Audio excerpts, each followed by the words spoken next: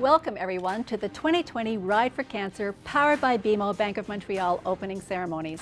For those of you who don't know me, my name is Fiona Kirkpatrick Parsons and I've participated in this incredible event for the past 5 years. My name is Hugh Bray and I'm proud to say that this will be my 6th year riding in this wonderful event. And Fiona and I have also had the pleasure of being past vice chairs of the Ride for Cancer. That's right. And if not for the pandemic, we'd be sharing this moment tomorrow morning on our event grounds just as the sun rises. This feels a little different, but we hope to leave you inspired.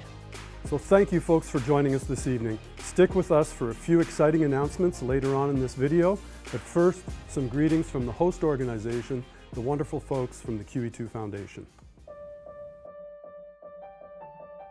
Hello to all our amazing riders. I'm Susan Mullen and I recently moved home to the Maritimes for an exciting opportunity to lead the QE2 Foundation as President and CEO. I want to thank you all for your commitment to raising funds that will advance cancer care at the QE2. The community behind this event is unwavering and not even a pandemic could slow us down. I am so proud to be riding alongside all of you tomorrow. The money raised this year will bring breast seed brachytherapy to the QE2 for some early stage breast cancer patients, a tiny seed with a big impact, reducing the number of treatments required from 30 to 1. For patients, this means more time at home, focusing on what matters most.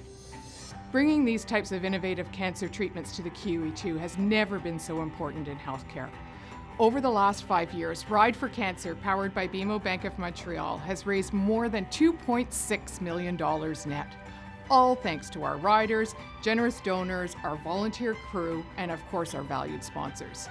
Be safe and enjoy your ride tomorrow.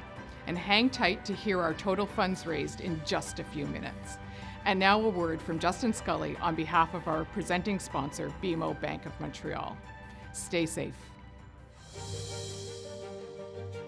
Hello riders. At BMO, every one of us is proud to champion Ride for Cancer. 6 years and counting. We're committed to improving the quality of life in the communities where we work and where we live.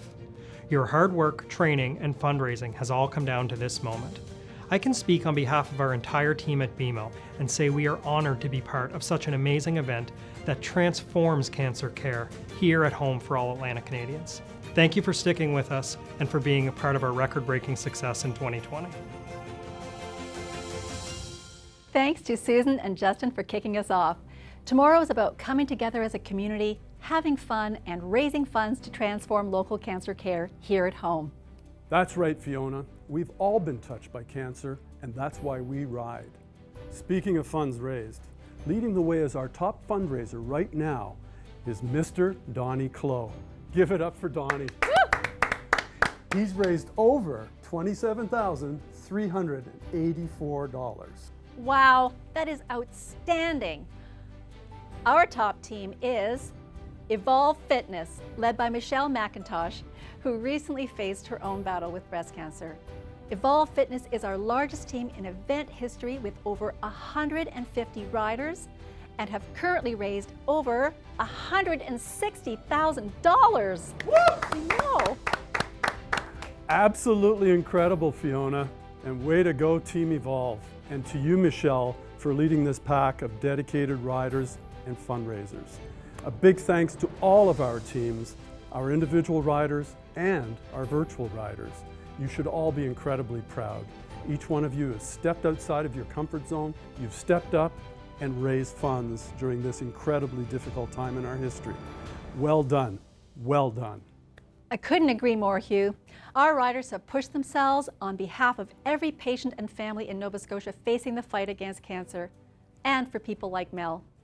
Mel Clark is a Ride Ambassador, rider, and cancer survivor, and we are honored to have her share her story with us. So my name's Mel Clark. I'm 37 years old. I'm a mom of 2 boys, and I'm a breast cancer survivor. I started swimming when I was 6, and by the time I was 6 and a half, I was swimming competitively. And then I started playing soccer when I was 13. 2 months later, it was competitive soccer. I was on the provincial team, on the Atlantic team. I went to Dalhousie. I played soccer for 5 years there. Became a competitive weightlifter, went to nationals, represented Nova Scotia as a weightlifter, and in my mind, I was going to win the world competition for masters weightlifting. And I was hitting the numbers that would have allowed me to do that.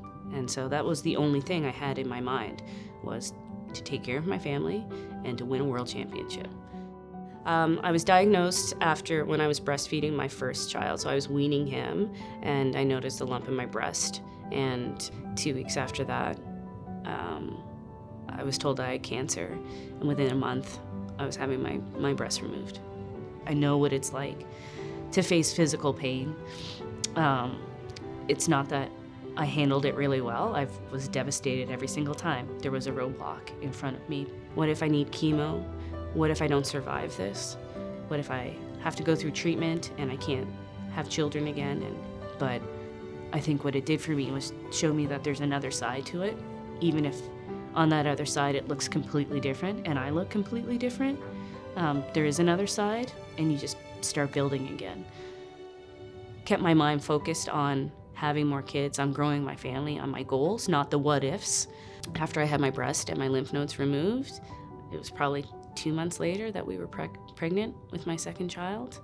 And when he was about 4 months old, my surgeon called me and I had my other breast removed as a precaution. I'm open and I admit that I have survivor's guilt. I brought it up with the Ride for Cancer, saying like, are you sure you want me to tell my story? I don't know, I was almost embarrassed about me being the focus, where my fight wasn't maybe as tough as other people's fights. But I think that just goes to show that cancer is always affecting your life, even when it's gone. I get a cold, I think cancer. I get a bump, I think cancer. It's always a fight, even when it's not a physical fight. 1 in 2 Atlantic Canadians will receive a cancer diagnosis in their lifetime. And I think that's just something to take pause and sit with. I think being around all of those people on that day is going to be really inspirational. People who are fighting, people who have fought, and people who lost people in their fight. I am really, really proud of anybody who goes through something so difficult and then puts themselves out there again. And I've found a whole community, of love and support, and it just feels like an accomplishment that we will have done together.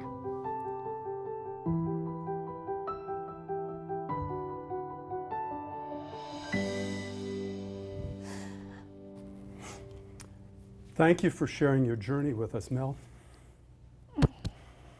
You're an inspiration. And people ask me why I ride in this event every year since 2015, since the first year. And the story of my good friend Simon Roberts and his family was my inspiration. Every year since, and this year, Mel, you're our inspiration. So thank you from the bottom of our hearts. So Fiona, what other exciting things do we have to share? Oh, well, Hugh, did you know that we have 41 youth riders riding with us tomorrow? In fact, one of our youth riders, Cash Murphy, has raised over $2,000 in our top youth fundraiser. Wow. Way to go, Cash. Buddy. We also have a 4-year rider, Scott McDonald, on Team Mikey's Bikers, my team, who came all the way from Scarborough, Ontario to ride and has spent the last 2 weeks self-isolating in Cape Breton in an RV in his parents' driveway. Whew. Now that's what I call dedication. It just goes to show how much this event means to people near and far. Speaking of dedication, we have to recognize our extraordinary sponsors and our event partners. Thank you all for believing in our vision and continuing to take this unforgettable journey with us. We couldn't do it without you. Of course, Hugh. And I'm proud now to introduce my colleague, Sherry Penner, Deloitte's Managing Partner, Atlantic. Sherry is joining us today to help announce this year's 2020 Fundraising Total alongside our Ride Event Chair, Steve Stairs. To everyone watching right now, thank you for stepping up and doing everything in your power to make a difference at a time when it would have been very easy to back down. Your perseverance during this incredibly uncertain time is what makes you a champion for our community. Feel proud, hold your head high, and tomorrow when you cross the finish line, think about the impact you are making for local cancer care at the QE2. Okay, Sherry, it's time.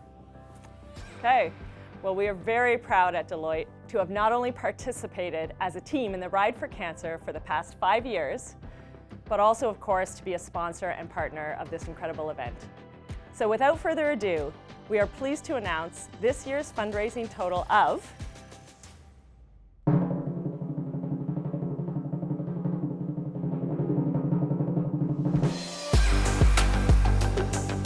Wow! Oh my God, now I got goosebumps for real. I did too. Look at this. Oh,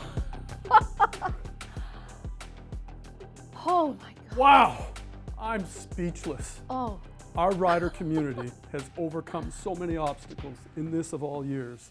To get to this day, to see that total on the screen, it's the icing on the proverbial cake. Fiona, I'm just so proud. thank you, riders, for your optimism, perseverance, and courage. Your passion and dedication to transform local cancer care is so inspiring. We cannot thank you enough. Well, Fiona, this is it. It's go time. Do we have any last-minute tips for our riders before this epic ride tomorrow? We sure do. So please remember, you are going to our new event grounds tomorrow morning, located on Hobson Lake Drive, Bayers Lake.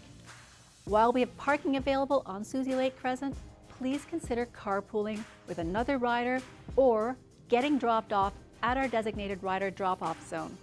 It will make your day just that much easier. We will not be transporting any riders or bikes to start locations this year. You will start and finish on Hobson Lake Drive. So don't forget your bike. Please remember your group number, your check-in, and start time. Riders will not gain access to our event grounds until their designated check-in time. Please remember to physically distance throughout the day. The safety of our riders and the community is our top priority. And don't forget to watch the safety video that the ride team sent earlier this week. Am I missing anything, Hugh? I think you've covered all the logistics perfectly. So Fiona, what do you say? We leave the riders with one last message of inspiration for tomorrow. It would be my pleasure, Hugh. 'Twas the night before ride, and at the quiet start line, the event grounds were ready with bike racks and signs. Riders' helmets were left by their front doors with care, as a gentle reminder to not leave them there. As riders reflect on the strange year that we've had, now is our moment to be proud and be glad. One thing has been certain, as sure as the sea. We ride again this year, just differently. So tomorrow we gather a safe distance apart. We'll celebrate together, one ride and one heart. We'll be riding for parents, spouses, and mothers. We'll be riding for friends, uncles, and brothers.